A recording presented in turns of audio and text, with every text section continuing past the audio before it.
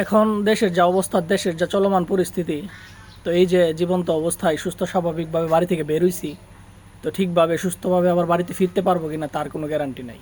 এখন সাধারণ মানুষগুলো এই যে যার যার কাজে, বিভিন্ন কাজে বাইরে যেতেছে, তা বাইরে থেকে তারা কিভাবে ফিরবে তার কোনো নিরাপত্তা বা গ্যারান্টি নাই। সুস্থ মানুষ অসুস্থ হয়ে ফিরবে, এখন এমন অবস্থা, দেশের খুব খারাপ অবস্থা দেখা যাইতেছে। এই যে সুস্থ সুস্থ মানুষগুলা, জীবিত মানুষগুলা রাস্তায় বের হইতেছে, যার যার কর্মক্ষেত্রে, যার যার কাজে বের হইতেছে, তারা কি সুস্থভাবে স্বাভাবিকভাবে জীবন নিয়ে বাড়িতে ফিরতে পারবে কিনা তার কোনো গ্যারান্টি এখন আর নাই। এখন খুব সাবধানের সহিত চলাফেরা করতে হবে। হে আমার বন্ধু ভাইরা, তোমরা খুব সাবধানের সহিত চলাফেরা করো, খুব সতর্কতার সহিত।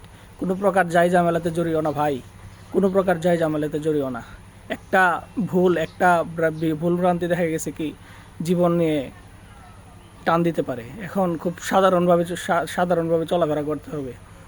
তো আমার ভাই ও বন্ধুরা, তোমরা খুব সাধারণভাবে, খুব সুন্দরভাবে চলাফেরা করো, কোনো প্রকারের যাই ঝামেলাতে জড়িও না। হে আমার ভাই বন্ধুরা, খুব সাবধানের সহিত চলাফেরা করো। এখন দেশের অবস্থা খুবই খারাপ, খুবই খারাপ।